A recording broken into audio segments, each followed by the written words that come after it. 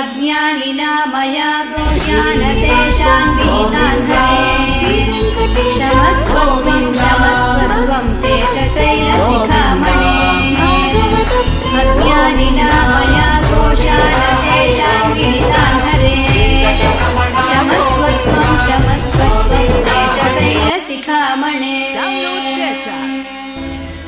श्रियकान्ताय कल्याणनिधये निधयेतिनां श्रीवेङ्कटनिवासाय श्रीनिवासाय मङ्गलम् लक्ष्मी सविभ्रमालोकसुभ्रूविभ्रमचक्षुषे चक्षुषे सर्वलोकानां वेङ्कटेशाय मङ्गलम् श्रीवेङ्कटाद्रिशृङ्गाग्रमङ्गलाभरणाङ्गये मङ्गलानां निवासाय श्रीनिवासाय मङ्गलम्.